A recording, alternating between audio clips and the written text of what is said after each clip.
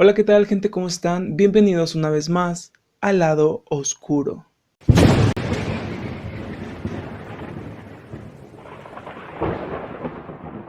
El caso de Sylvia Likens es uno de esos casos en particular que no puedes evitar sentir rabia e impotencia cuando los lees, debido a los brutales abusos y humillaciones que esta joven sufrió, llegando a ser el caso de abuso físico más terrible en el estado de Indiana.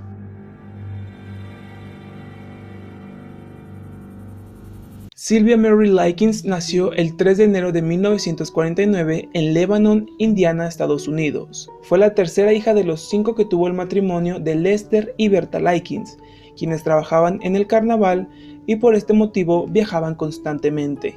Los hijos de la pareja les ayudaban en su trabajo, pero a Lester y Berta no les agradaba especialmente que Sylvia y su hermana menor, Jennifer, viajaran con ellos, pues les preocupaba su seguridad y su educación, ya que eran las hijas más pequeñas. Por esta razón, Sylvia y su hermana Jennifer solían vivir frecuentemente en casa de familiares, sobre todo en la casa de su abuela. De esta manera, las niñas podían seguir yendo a la escuela normalmente, mientras sus padres y el resto de sus hermanos viajaban para trabajar en el carnaval. Sin embargo, en 1965, los padres decidieron dejar a cargo a una ama de llaves llamada Gertrude a sus dos hijas, Sylvia y su hermana menor, Jennifer, quien además padecía de poliomielitis. Sylvia era una niña callada y agradable a la que todos querían.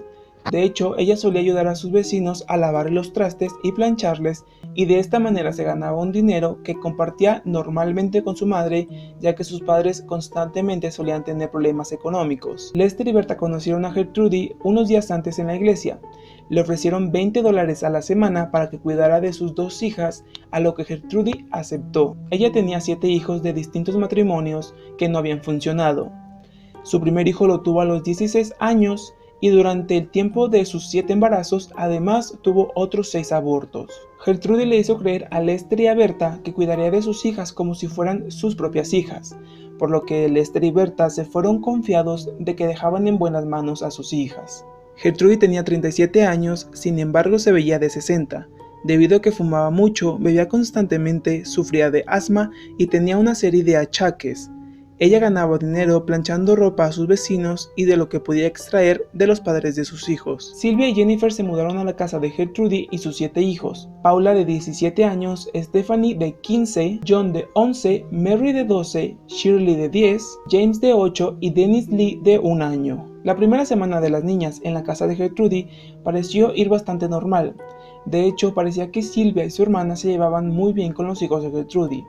Sin embargo, 7 días después de que las niñas llegaron a la casa, el cheque que los padres de Sylvia y Jennifer habían acordado con Gertrude se retrasó, por lo que Gertrude les dijo que había cuidado de ellas durante una semana por nada, e inmediatamente las llevó al sótano y las golpeó con un cinturón. Jenny no aguantó el castigo y Sylvia se ofreció para que a ella le tocara también el castigo de su hermana, a lo que Gertrude aceptó. Al siguiente día llegó un sobre con los $20 por correo, el cual se había retrasado por una confusión del cartero. 2 días después, Lester y Berta se tomaron un tiempo libre para pasar a la casa de Gertrude y ver cómo estaban sus hijas. Sin embargo, por temor, las jóvenes no le contaron nada a sus padres de lo que había sucedido, por lo que Lester y Berta se fueron confiados de que sus hijos estaban perfectamente bien y convencidos de que no había ningún problema.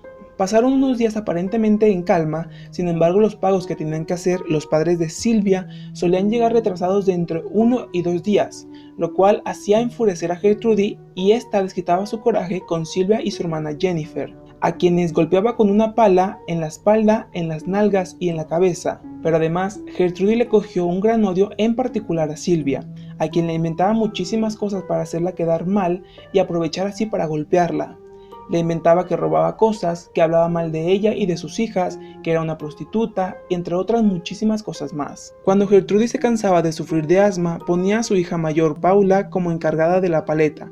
Paula era una chica obesa que pesaba 80 kilos y amaba el poder que su madre le daba, por lo que golpeaba a Sylvia varias veces al día. A medida que avanzaban los días, parecía que para Gertrude todas las desgracias del mundo eran culpa de Sylvia. A la hora de la cena, Sylvia generalmente no recibía comida y se le obligaba a observar cómo comían los otros. A veces, su hermana Jenny robaba un poco de pan para ella, pero era tanto el temor que las niñas le tenían a Gertrude que jamás se atrevieron a desafiarla. Sin embargo, los castigos comenzaron a aumentar en intensidad y en frecuencia. En una ocasión, Paula, la hija de Gertrude, inventó que Silvia había hablado mal de ella, por lo que Gertrude llevó a Silvia a la sala y enfrente de todos comenzó a quemarle los brazos con un cigarro. Pero los abusos y humillaciones a Silvia se volvieron cada vez más severos y más frecuentes. Gertrude comenzó a correr el rumor entre sus vecinos de que Silvia era una prostituta que estaba corrompiendo a sus hijos, lo que generó que los vecinos no vieran con buenos ojos a Silvia. Además, Gertrude decidió que Silvia no estaba a la altura para dormir arriba con el resto de la familia, por lo que Stephanie, otra de las hijas de Gertrude, y su novio Coy Hughart empujaron brutalmente a Silvia por las escaleras del sótano, lo que le provocó una hemorragia cerebral. A partir de ese momento solo alimentaban a Silvia con galletas saladas y agua, lo que le provocó deshidratación y desnutrición. Cada cierto tiempo la familia sumergía en baños hirvientes a Silvia y cuando la sacaban su cuerpo estaba rojo por el calor. Incluso una vez se desmayó y fue arrastrada fuera del agua del cabello. Silvia ya estaba cubierta por quemaduras de cigarrillos y otras heridas causadas por todos los castigos a los que la familia la sometía. Debido a las tantas mentiras que Gertrude y sus hijos inventaban de Silvia, muchas más personas se sumaron a los abusos hacia ella. Compañeros de la escuela de los hijos de Gertrude comenzaron a visitar la casa para ver cómo maltrataban a Silvia, y aunque se suponía que solo iban a ver, terminaban participando en los abusos hacia ella. Poco a poco, más niños y adolescentes convirtieron su rutina en ir por las tardes al sótano donde estaba Silvia para golpearla, quemarla, tirarla al piso, patearla, morderla, besarla y abusar sexualmente de ella. Otros chicos iban a presenciar los maltratos y a burlarse y llevaban a sus novias y otros amigos, quienes también decidían participar en los abusos hacia Silvia. Incluso niños del vecindario comenzaron a ir también a verla y maltratarla. En varias ocasiones ataban a Silvia a una viga de madera que había en el sótano y la golpeaban hasta cansarse, o hasta que Silvia aguantara. En una ocasión, Richard Hobbs, un vecino que al inicio le gustaba a Silvia, la ahorcó durante tanto tiempo que Silvia quedó inconsciente, lo que hizo pensar a todos que se había muerto. Paula, la hija mayor de Gertrude, la curó, sin embargo los abusos no pararon. Gertrude obligó a Silvia a escribir varias cartas donde detallaba asuntos sexuales y confesaba que era una prostituta. Cartas que Gertrude mostraba a sus vecinos para dejar en mal a Silvia. Los vecinos que vivían al lado de la casa de Gertrude oían gritos, golpes y lamentos, pero no hicieron nada al respecto, pues pensaron que era mejor no meterse en problemas que no eran suyos. En una ocasión, Gertrude le ordenó a Jenny que cacheteara continuamente la cara de su hermana hasta que se pusiera totalmente roja.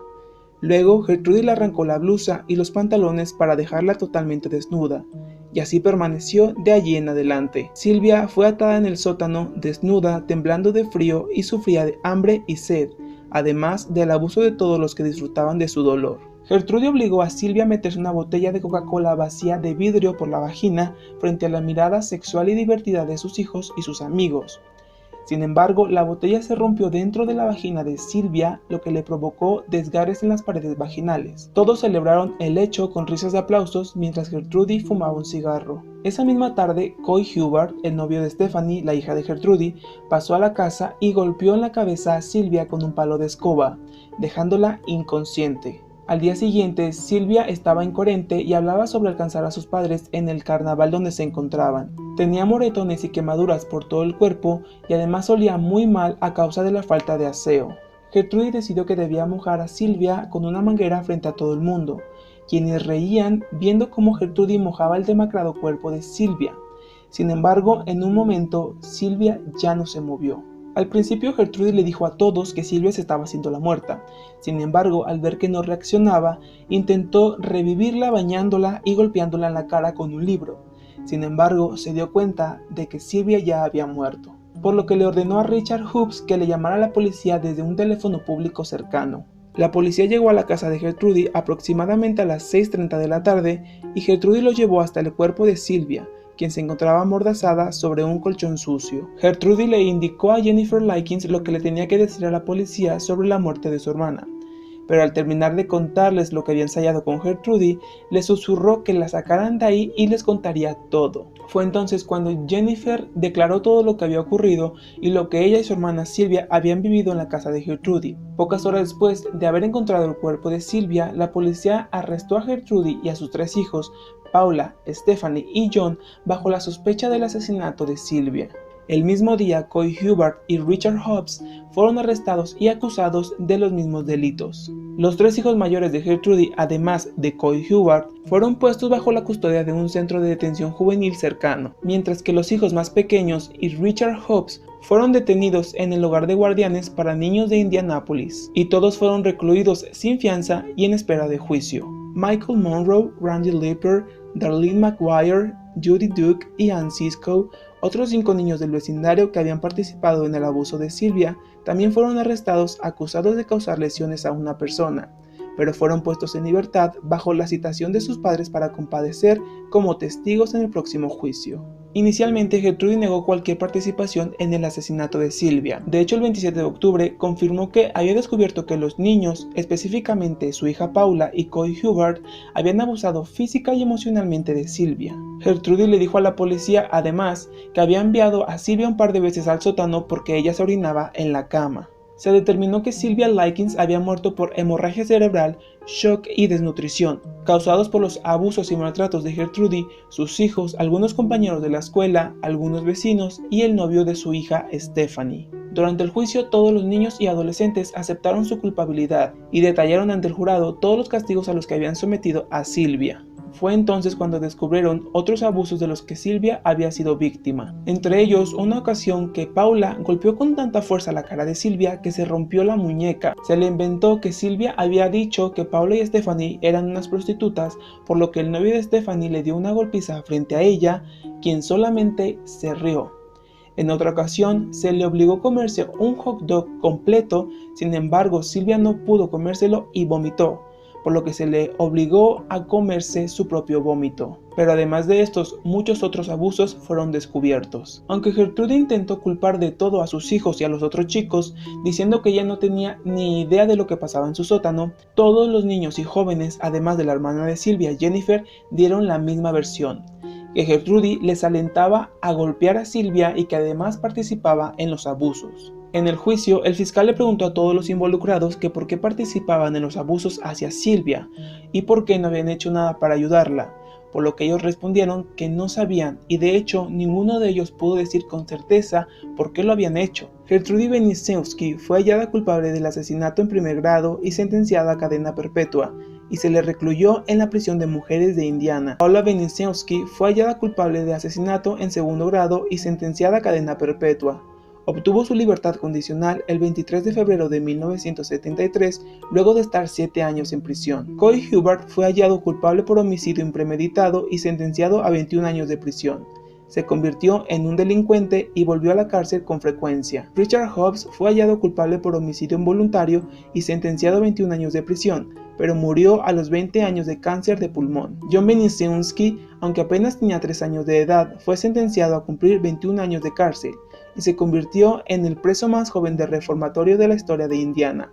Tras cumplir su condena, se convirtió en un pastor laico para contar su historia. Stephanie Benisiewski fue hallada culpable por cómplice y fue sentenciada a cumplir 12 meses en prisión, pues ella, junto a Coy Hubbard, arrojaron a Sylvia por las escaleras del sótano, lo que le produjo la hemorragia cerebral.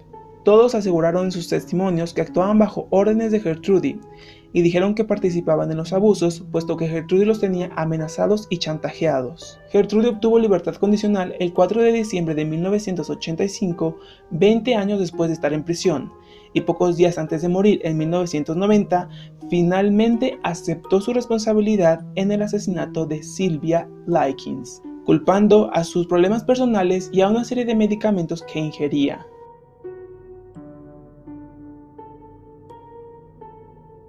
Muy bien, gente, hemos llegado al final de este video. Si te gustó, no te olvides de darle like y suscribirte, además de picarle a la campanita de notificaciones para que YouTube te notifique cada vez que subo un video. Eso ha sido todo por el video de hoy. Yo soy David, este es el lado oscuro y nos vemos en un próximo video. Adiós.